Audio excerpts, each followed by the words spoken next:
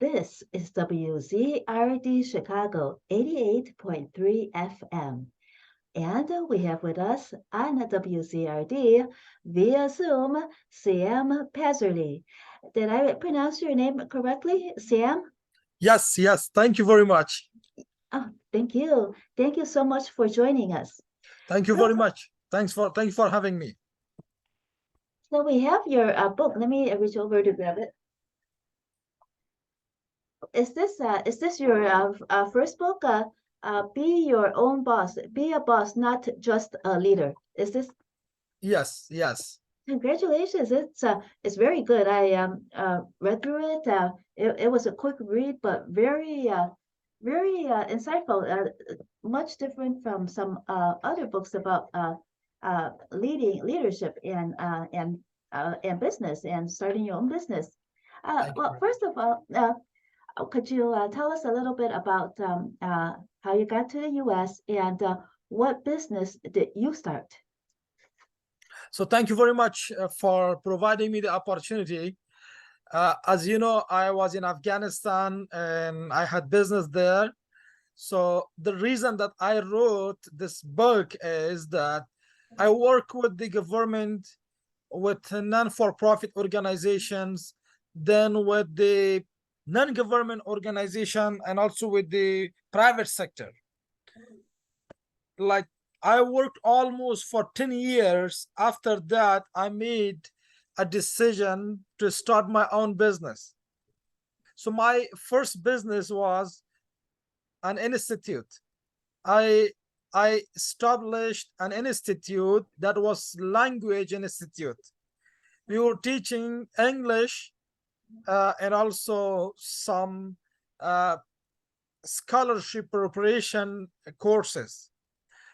The second company was consulting company, and the third company was event management. We were we did events in Afghanistan where thousands of people participated, and we provided lots of job opportunities. And also after that, I established another business that was Siam Business Development Center. That business development center, we work in Afghanistan with the young generation, with the youths, that they should start their own business. And we worked for two slogans. One was be your own boss. And we promote this slogan everywhere, the title. Everywhere, and we persuade people to be their own boss, start their own business.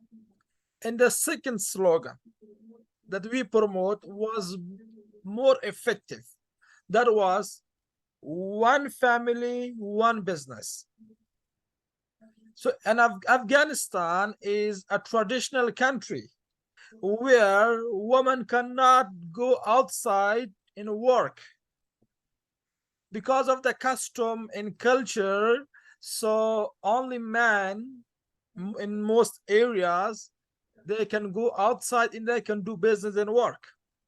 So we come up with this idea that why instead of earning by one person and used by 10%, why we should not earn by all 10 people and we together use the earning equally. In each family, we had lots of women and also father, brother, sister, mother. So they were free and they had no agenda. So we come up with this idea: one business, one family. And this was very successful. And we could establish small businesses.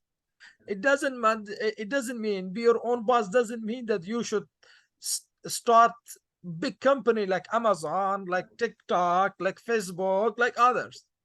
It means you should start small, but you should think globally.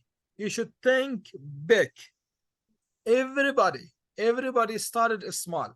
So my businesses were very successful because I started very small. So after I become successful in my business and I earn lots of money, then I I thought that why other people should not do the same.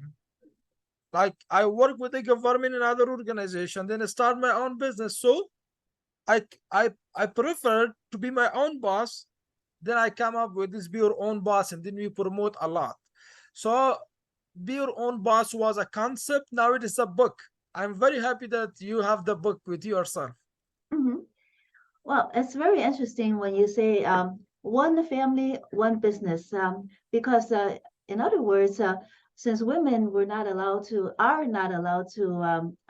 work in this way, one family, then the women are also part of the business, so they have a chance to help out in the business, and likely uh, they do a lot too. Everybody does their part, right? Not only a lot. You know what I found? The most important, I found women are very creative. They are disciplined and they keep everything polished. The product they produce are clean, polished, innovated, and they put lots of love on the product. Mhm. Like that was the most interesting part of this one business, one family, Mhm. that it was successful. And the people they don't need to go and rent a big space outside for their factories. Everything they had at their houses. In Afghanistan, we have like big yards. We have yards, we have big rooms. Like in Afghanistan, it is very normal. If you are three people in one house, your house should have at least 3 or 4 rooms. Mhm. So they could use the spare rooms, Mhm. which was very effective and useful. What would they build and what were they able to sell in Afghanistan, the businesses? Very small things, very small. Like we call I kind of like there is a product by the name of Picora. Picora is uh it's made of flour with oil, uh and also another one was by the name of sambusa. These are the Asian foods that I mean, most of them were in the food areas.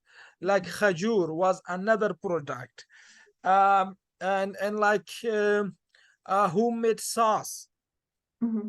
different types of sauce at home, and also making clothes, handicraft, Mm-hmm. and also some swing carpet, and also drying the dry fruits, Mm-hmm. uh, drying How the how how do they dry the fruits? With the wind and the sun, or some yes, other method? Mm-hmm. yes. At the beginning, it is very traditional because of lack of the machineries, but Mm-hmm. uh, I could found the sponsors and the donors that they support some businesses. They provide machineries, so it was going very well. Suddenly, everything changed, and I came here. When you found the investors or the partners that were able to do help with machinery, where did those partners come from? From outside Afghanistan? Yeah, those were like USID, United States of America, like the USMBC and some other international donor organization, the World Bank. They had a specific budget for the private sector development. Mm. So yeah, we use that one. Okay. Hmm. When you mentioned in the book about the difference between a boss and a leader, could you describe to our listeners what you meant by that? Yeah, this is a very interesting question. See, from the beginning, since my childhood up to now, I hear from most motivational speakers, from the business coaches, from the professors, they say bosses are bad people. Don't be like boss. Boss is bad. Boss is that. Boss is this. And they always compare that leaders are good, bosses are bad. See, if if we have good boss, if we have good leader, we have good boss. If we have bad leaders, we have bad bosses. When we see bad leader, it doesn't mean that all leaders are bad. And when we see a good leader, it doesn't mean all leaders are good. Same here. When you see a generous boss, a great boss, so it doesn't mean all bosses are good, but we do have great bosses in this world. Second, when we have bad bosses, of course, there are people, this is jungle, we can, lots of people are around. Overall, the current world, the 21st century, the rapid growth of technology, it brought many changes. And the world need more bosses. Boss compared to leader, leaders are very soft. They think about their goal and objective indirect. They say, okay, I'm working with these people. I create lots of followers to achieve my goal through the people. Boss says, boss, we are very straightforward. We would like to hire people. We would like to provide job for the people. We would like to find quality people that they should work for my objective. If you work hard, you paid well. If you don't work, you will fired on the spot. There is no negotiation. Bosses are very straightforward and they are result oriented. They are very frank.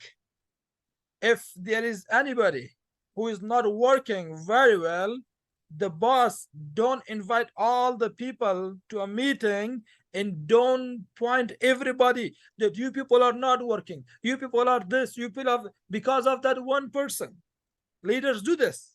Leaders say like this, okay, if 1 or 2% do something wrong, leader bring lots of people to a meeting and say, we should not do this, we should not do that, we should this. He points to everybody. But the boss says, why I should point to everybody? You didn't well, this is your punishment. I'm going to ask you, you should be accountable. You get paid, you should work. From the other hand, social media brought lots of distraction at the job, at the organization. If you go to the organizations, you see some people are just busy with the social media. They are not working. Customers are outside, but they don't care. The boss says, the boss, if I'm there, my customer should be very happy. I pay you as an employee, as a person that you work for those people, not for using social media. So the boss developed a system.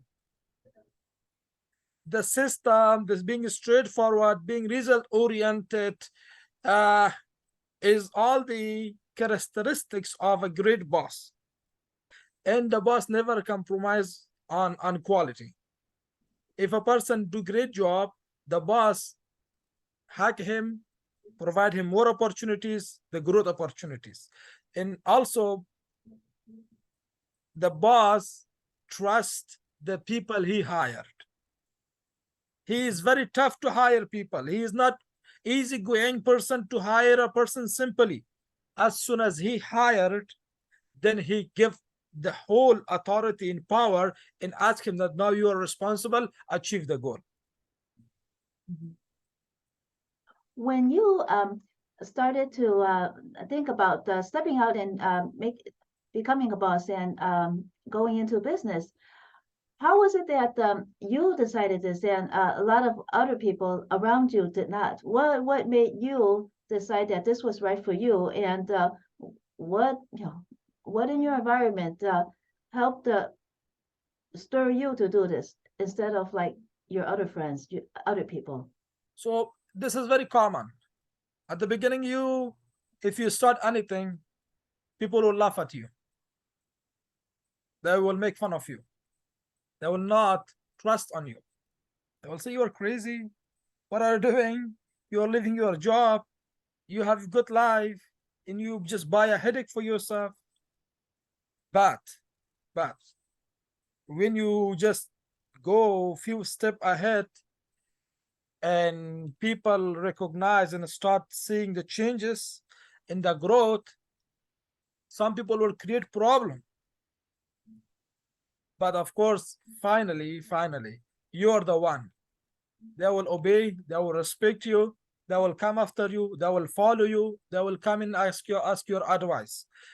For me, when I start 1 year, first year was very tough year. I lost money, I lost my job, uh, I lost almost everything. After 1 year, I just boom, grow. And because I had a strategy for that. And how to grow, I wrote another book, Create Your Own Empire. So that Create Your Own Empire is a practical book, how to start, improve, and expand your business. Everything about starting, improving, and expanding business. You can find lots of information, all the information there. So that is the outcome of my 15 years relevant experience in relevant education. For me, I had good growth. Of course, I had ups and downs in life. Life is never like this. It is never like this. Life is always like this. So I had also ups and downs, but finally I get somewhere. After I get somewhere, I earn a lot of money. Again, my life, pooh, I just fell down again on the street. And I left everything. I left Afghanistan only with one laptop. So this is life, and these are the beauty of the life. Sometimes happy, success, growth, failures, but we should cope up. When you said that you were in business for 1 year and then you almost lost everything, but then suddenly you became successful. Was that success based more on luck or more on hard work, or what happened so that you found success in your second year? So when you start a business at the first year, you are all in expenses to build a system, to rent the apartment or the building, to pay the salaries, to to buy the raw materials or curriculum or whatever, blah blah, blah, and do marketing, promotion, branding. These all need expenses. So I did a lot of expenses in those areas. After that, it took me 1 year. After that, I recognize that business is growing. The system that I built is growing. The people that I hired is working. People start trusting on me. That was the reason, boom, boom, boom, boom. It was like growing very well.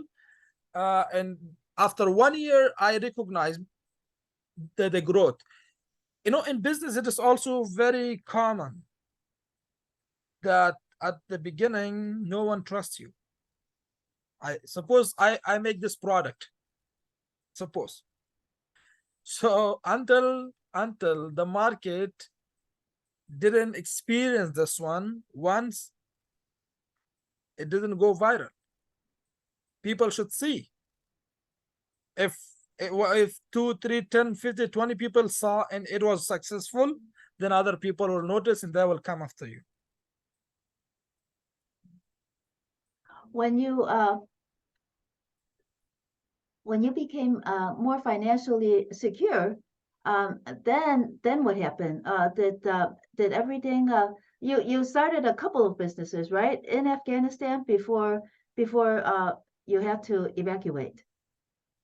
Yeah, I had one, all events.if. It was an online platform website where we wanted to have all the events over there. Mm-hmm. And then one event management company, and another one was Carpo. Carpo was business development center. Mm-hmm. And yeah, so then the institute, I sold the institute, and my another company by the name of Plan Future, I was co-founder. I sold the Plan Future also. So on the time that I left Afghanistan, I had these three brands: Siam, Carpo, all events. What does carpool mean? Carpo is a Pashto word. It means expert. Expert. Carpo, car mean work, po mean knowledge. It is a kind of like biology. Mm-hmm. You also mentioned that when you were working, with bosses, other bosses, and one of your bosses criticized you, and then you finally found that you could do the job very well, and then you did it. What was the turning point when between the criticism and you realizing that that criticism is valuable and that now you could do a good job? In Wow. other words, you became a very good employee. Yeah, I'm very happy that you read the book and you are talking from the book. That gave me energy. Thank you very much. See, I work with different bosses. I had some bosses that was a kind of leader type. They would just say, okay, all is well, all is well, things will get better. If I do mistake, it's okay, it's okay. If I'm coming late, it's okay. If I I leave early, it's okay.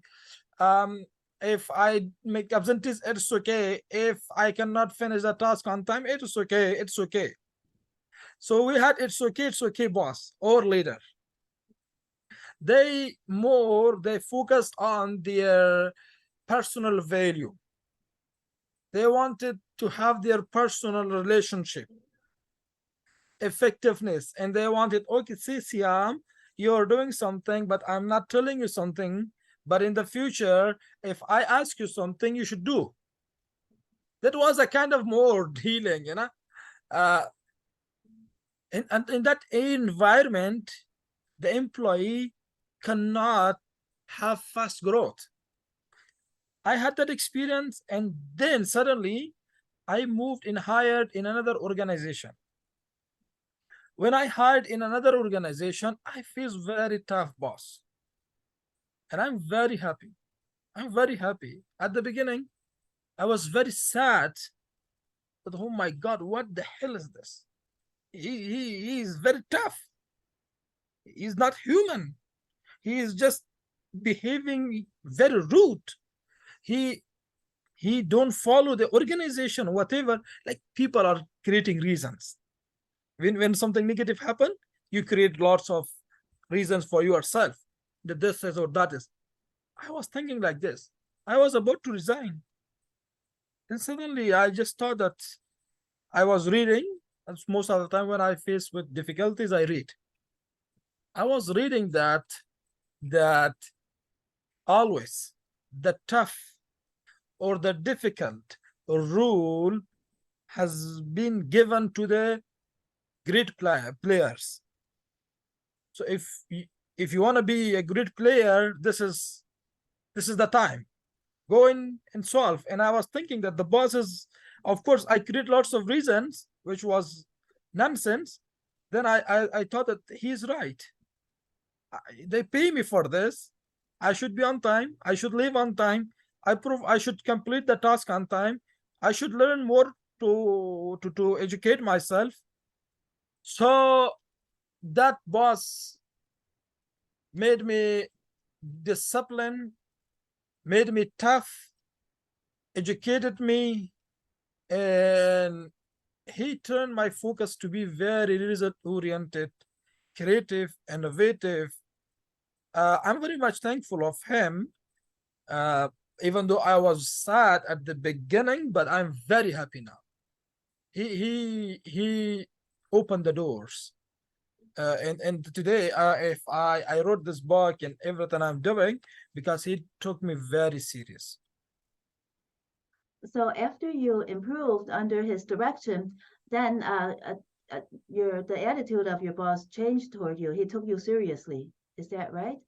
Yeah, yeah. What you also mentioned that bosses would hire the best people and then give the goal to the employee, and then let the employee go ahead and accomplish that goal. So did that boss uh, use the same method with you Yeah, afterwards? so I learned this also there. Before, I believe that leaders are very great because leaders say, let's go do this, let's go do that, let's go do that, let's. So usually they don't let you alone. Okay, let's do this. Like they believe more in teamwork. Of course, teamwork is very good, but sometimes the quality in the work is mixed up. So then I believe on that to for each issue, for each single activity, I was asking my colleagues, other friends, there, let's have a meeting and then solve the problem. So that meeting lost for 1 hour and 1.5 hours, but result was again negative, nothing changed, because in the meetings people are just talking. Everybody want to improve themselves instead of improving the services, or they think about the quality. So he told me, I hired you for this position. This is your job. You get salary for this position. If you don't have capacity, I don't need you. If you do have the capacity, then don't wait for other people. Go and work.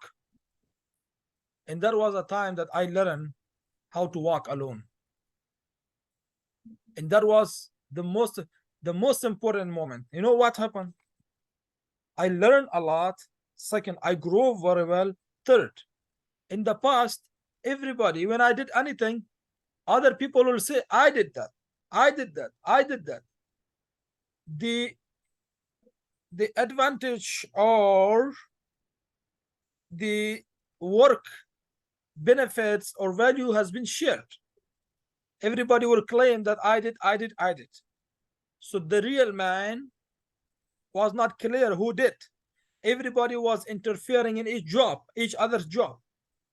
So when I did that one, I start practicing that one.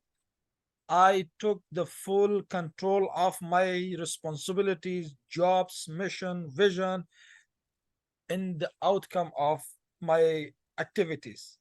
Then the boss recognized that, yes, you are doing a great job. Now it's very polished. Now it's very clear. I know what you do.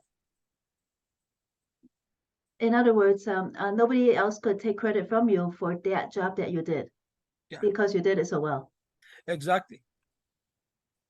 You also mentioned that there's a difference between micromanagement that seems bad and micromanagement that is good when a boss does it correctly. Could you explain about that?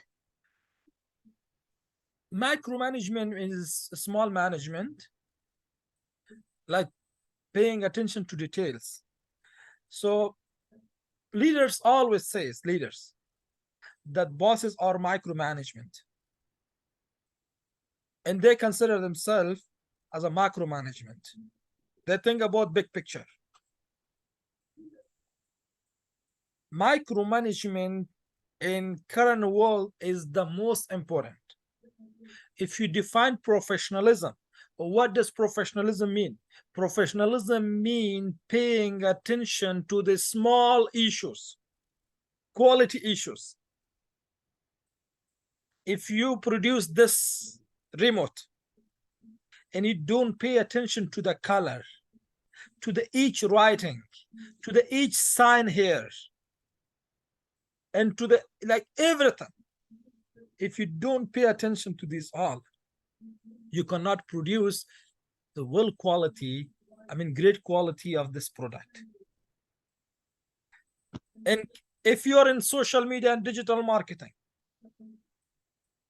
if you are promoting something, if you pay attention to the details and go and select your target audience, target groups, your location, your people, how to design, how to make it attractive, these details matters. It gives power to your activities, to your services. If you put, if you are publishing a banner in a Facebook, which is not well designed, the pictures are not properly placed, the writings are not there, the size is not good, and you promote, people will see. What will they judge? Of course, we are not professional. If we don't do micromanagement, things will go wrong. The power is in small things.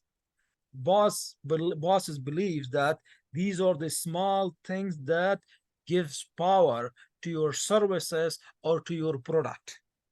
So pay attention to very small issues. If you are not on time, see, I had some technical problem. I reach 5 minutes late. This 5 minute late is a big deal. This 5 minute is a big deal, and I'm very sorry that because of some problems, whatever the problem is, the outcome is the important. I was late.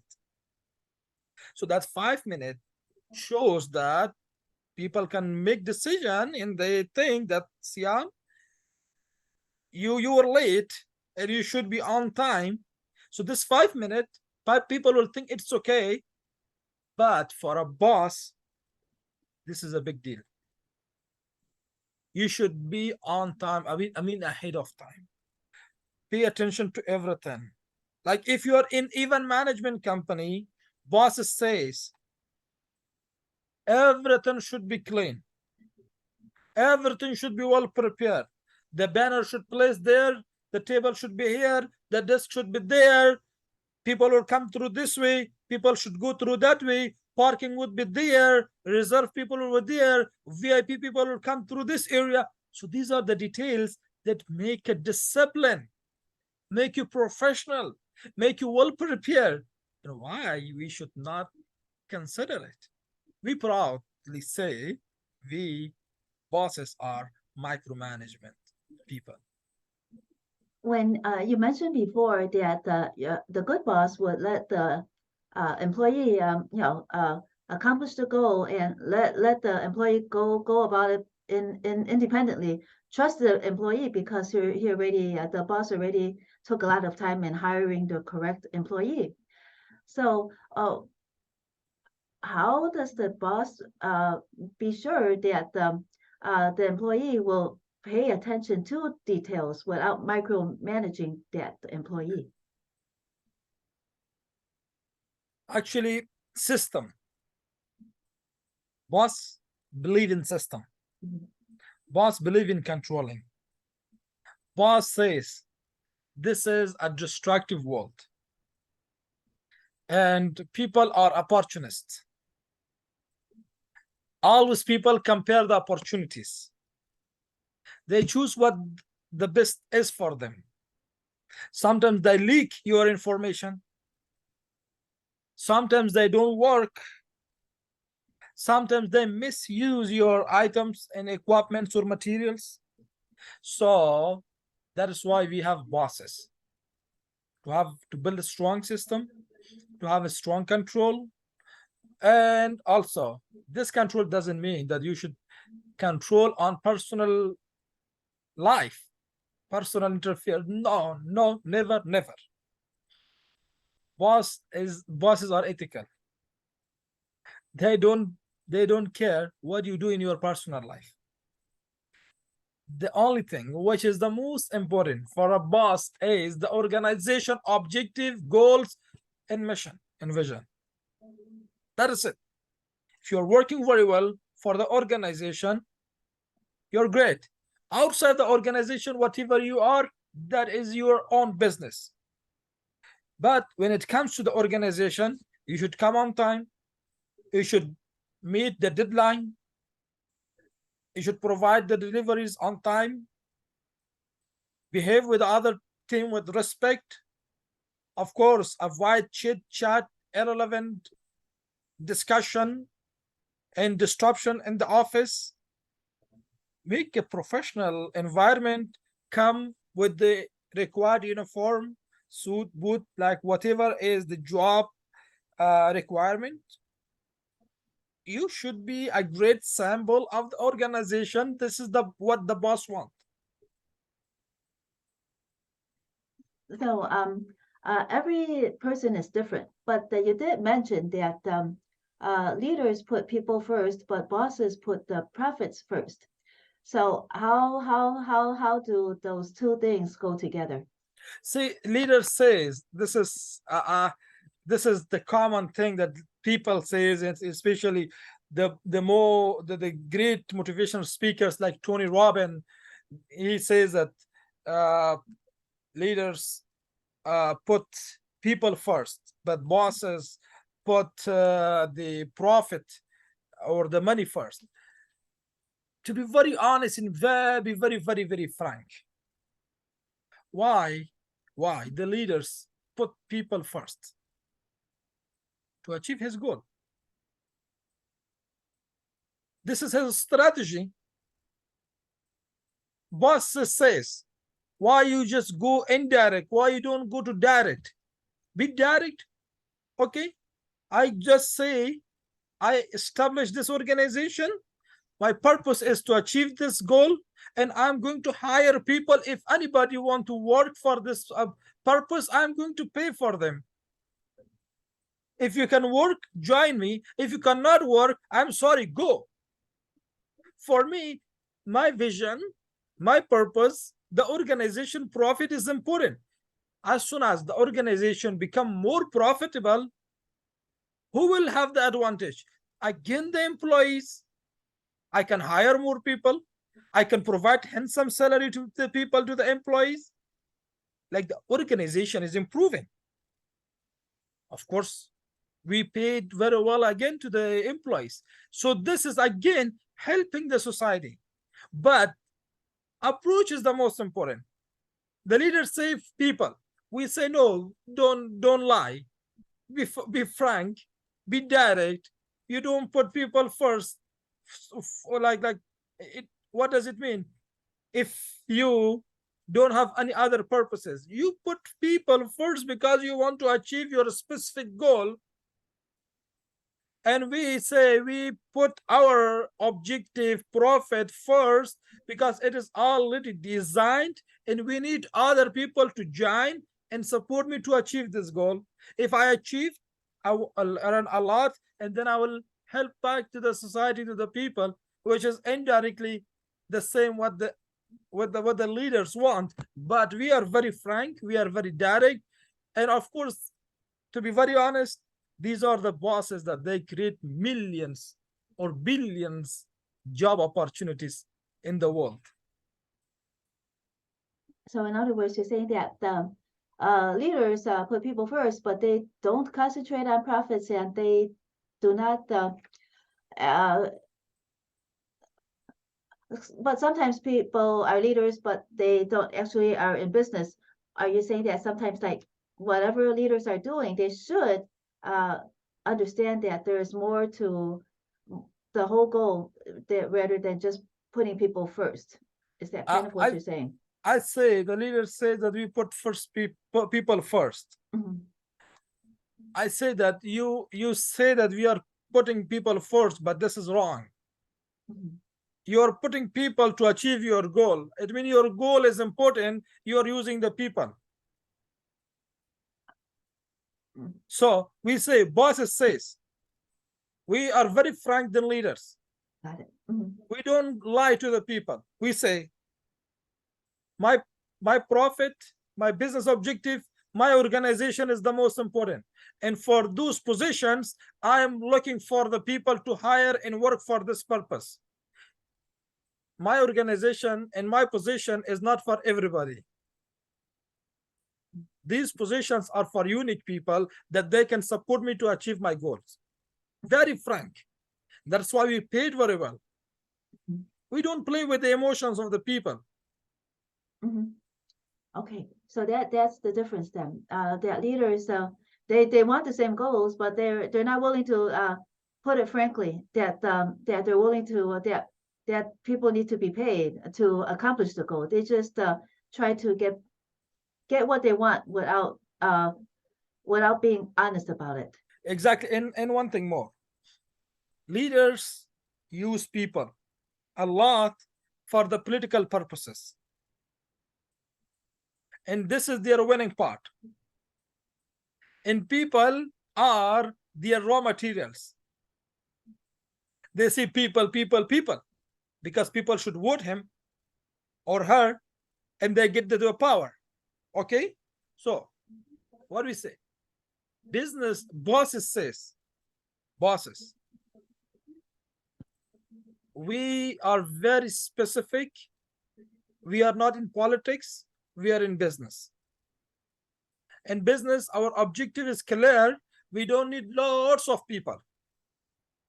We need few people. So another difference, the word leader has been used a lot for the political purposes. And the word boss a lot used for the business purposes. Okay. Yeah, I understand now. I hope that you feel up to two more questions. Are you okay? I know that you're kind of sick, under the weather. I can get one question from you. I'm Okay. not feeling well, as we discussed today, so Yes. I need to eat something. Okay.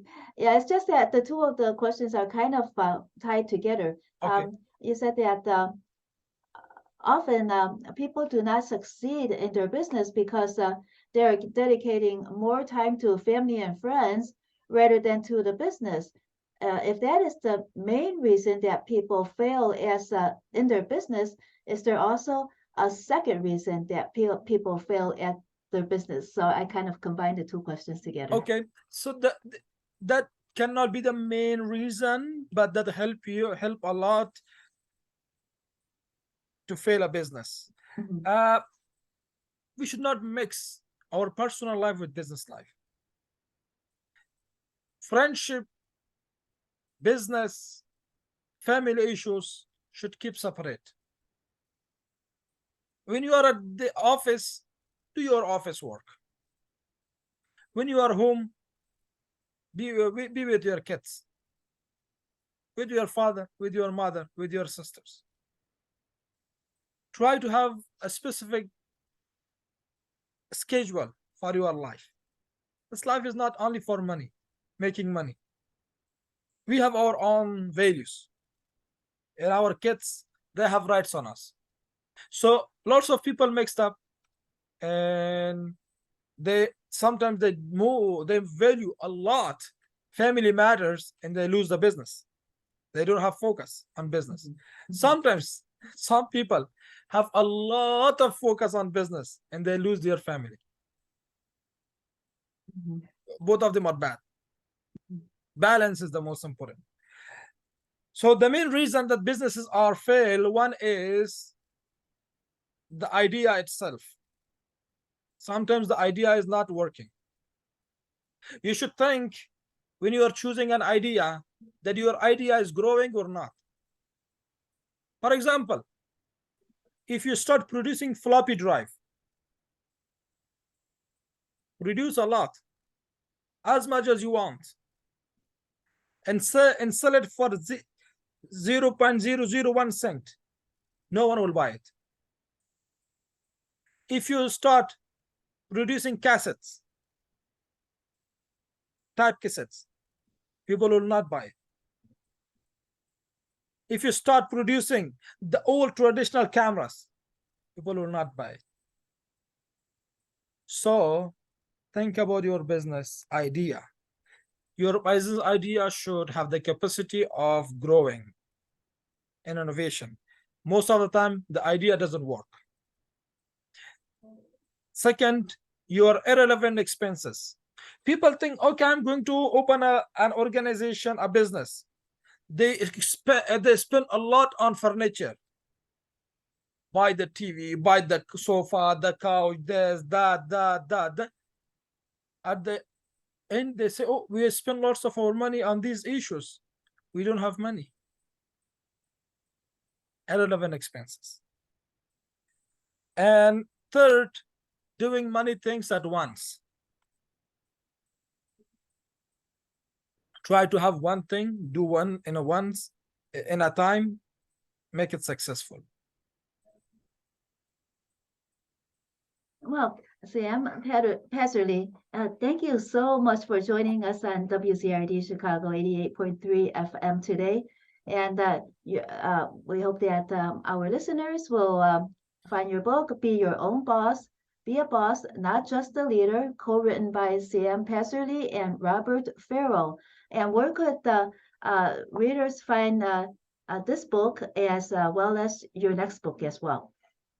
Thank you very much. Thanks for having me. Yeah. Could you give the listeners the contact information about how they could get your Yeah, book? yeah. So you can reach my book through Amazon, and if you want to contact me, my contact number is 773-410-0092. Thank you very much. 0092, the last two numbers? The Yes. last, okay. Thank you so much, Siam. Thank you very much. Have a great day and hope you feel better. Thank you. Bye. Bye.